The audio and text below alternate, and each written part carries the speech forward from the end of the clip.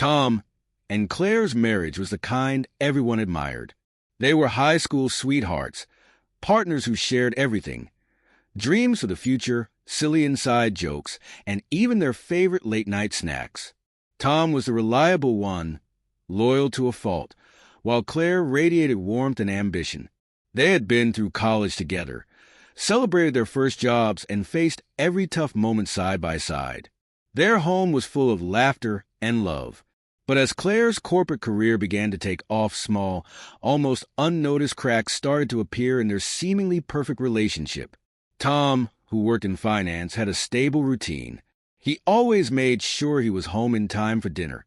Claire, on the other hand, thrived in a demanding role at a fast-growing tech company. Her job required long hours, frequent travel, and a fast-paced environment.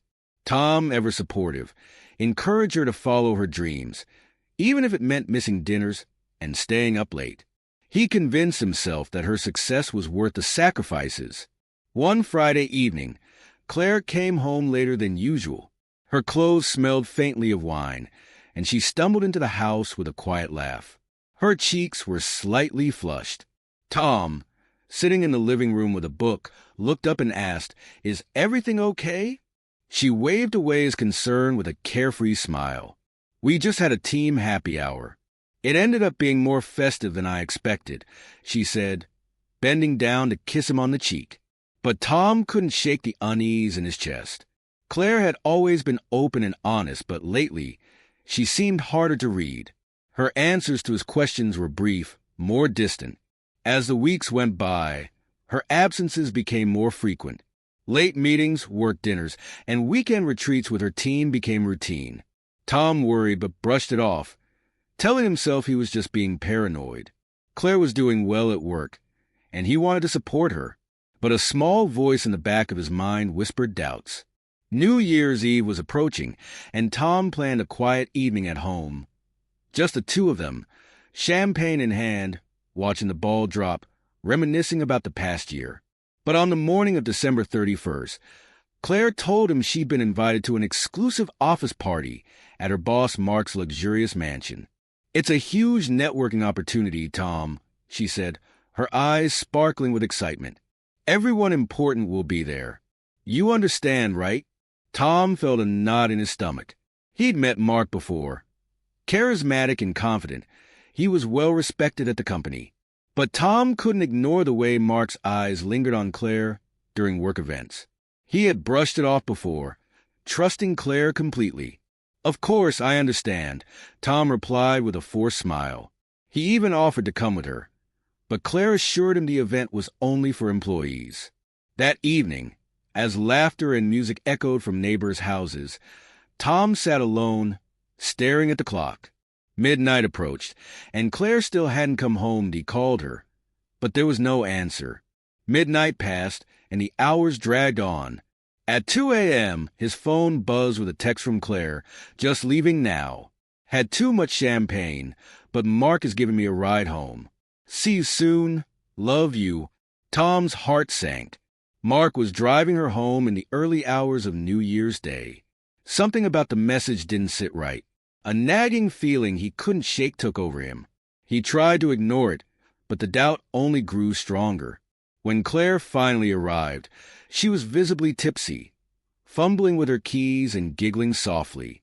She mumbled an apology before collapsing onto the couch, leaving Tom to grapple with the ache in his chest. The unease he had felt for weeks was now undeniable. In the days that followed, Claire became even more distant. Her attention seemed to wander during conversations, and she spent more time texting late into the night. One evening, as she showered, her phone buzzed with a new notification.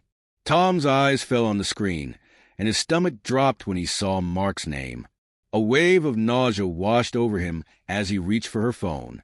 His fingers hovered over the screen, hesitation creeping in, but the need to know overcame his guilt. With trembling hands, he unlocked her phone and began scrolling through her messages. What he found confirmed his worst fears. Mark had been sending Claire messages laced with flirtation and innuendo for weeks. Worse, her replies showed she not only entertained them, but actively encouraged the exchange. One message from her read, "Last night was incredible. Let's do it again soon." Tom's chest tightened and his heart shattered. The messages were filled with private jokes, late-night meetups, and even wistful comments like, "Miss you." The realization hit him like a freight train. Claire, the woman he had loved and trusted, was having an affair with her boss. Placing the phone down, Tom felt a cold, unyielding resolve take hold of him. Claire had made her choice. Now, it was his turn to make his. Confronting her right then wasn't enough. He wanted her to experience the same betrayal and heartbreak she had caused him over the next few days. Tom moved with purpose. He quietly opened a new bank account, transferring funds from their shared savings, ensuring Claire wouldn't notice. Slowly, he began moving his belongings out of the house, taking only the essentials and storing the rest. His plan was clear. When he left, it would feel as if he had simply disappeared. He vanished without a trace. Every detail of his departure had been carefully planned. He printed screenshots of her incriminating messages with Mark and sealed them in an envelope on the kitchen counter. Next to the envelope, he placed his wedding ring and a brief note that read, "I know everything. Goodbye." The finality of his words mirrored the ache in his heart. The night before his planned departure, Tom packed a single suitcase, ensuring nothing of his remained to remind Claire of him. He removed every trace of their life together. Wedding photos, snapshots from vacations, even small mementos that had once symbolized their love. By the time he was finished, the house felt as empty as he did. When New Year's arrived, exactly 1 year after Claire had attended Mark's party, Tom made his move. He knew she had another late-night work event, and as soon as she left, he set his plan into motion. Locking the door for the last time, he took one final look at the house they had built together. A mix of sorrow and grim satisfaction washed over him as he walked away. Claire returned just after midnight, expecting to find Tom asleep. Instead, she was met with an unsettling silence. The house felt cold, devoid of life. A chill ran down her spine as she noticed the empty shelves and the missing photographs. Panic began to rise as she realized something was terribly wrong. Her eyes fell on the envelope resting on the kitchen counter. With trembling hands, she picked it up, reading the note and seeing the screenshots. Tears blurred her vision. The evidence of her betrayal was laid bare before her, each word a painful reminder of her choices and the trust she had shattered.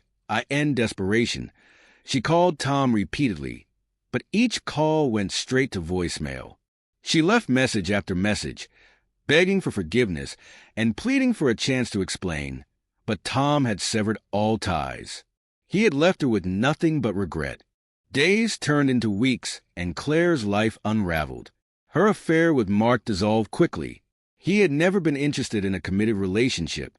To him, it had been a fleeting indulgence. With her personal life in shambles, Claire was forced to confront the consequences of her actions. The loneliness was overwhelming, and the weight of her choices pressed down on her like a storm. Meanwhile, Tom began rebuilding his life. He moved to a new city, found a fresh start with a new job, and focused on healing. With the support of friends and family, he pieced his life back together. Occasionally, he heard through mutual acquaintances that Claire was struggling, but he felt no pity, only relief. He had freed himself from a marriage built on deception. Months later, Claire made one final attempt to reach him. She sent a heartfelt letter, overflowing with apologies and regret, asking for a chance to meet and seek closure. Tom read her words with a calm, steady heart. He had already moved on. His life was whole again, his peace restored. In his response, he left her with a single sentence. "I loved you once, but I love myself enough to leave you behind." Sometimes walking away is the only justice.